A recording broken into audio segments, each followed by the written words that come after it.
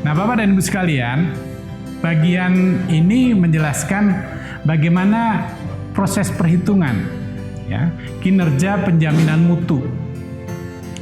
Nah, setiap indikator seperti yang tadi saya katakan akan memiliki bobot yang berbeda tergantung pada tingkat kepentingan. Misalnya saja pada aspek kedisiplinan warga sekolah.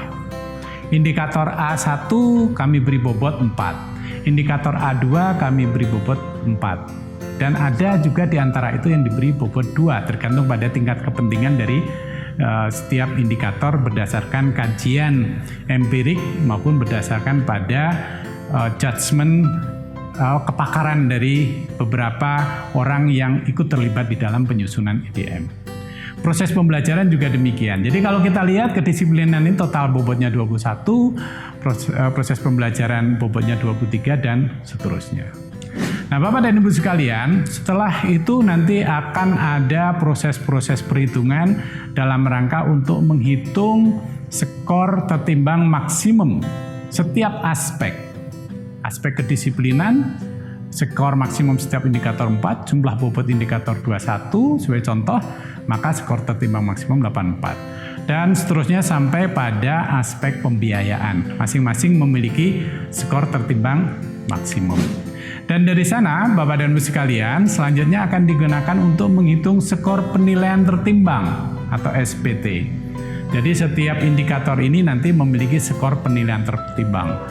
Nanti setiap nilai yang diperoleh dijumlahkan dan akan memperoleh suatu nilai dengan rumus seperti ini. SKPM aspek KI itu diperoleh nanti skornya adalah SPT aspek KI dibagi dengan skor tertimbang maksimumnya dikalikan 10. Nah, kenapa 10 Bapak dan Ibu sekalian?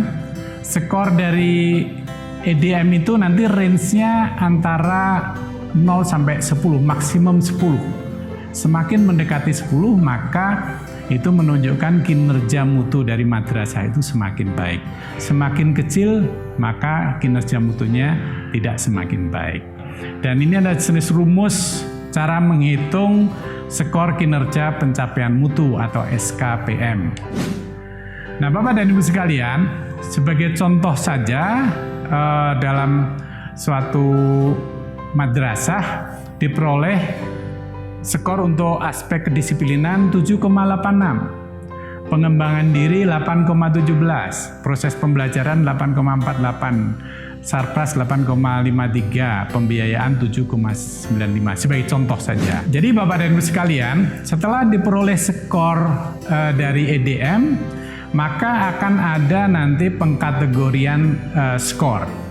Ya, apakah kurang, cukup, baik atau sangat baik.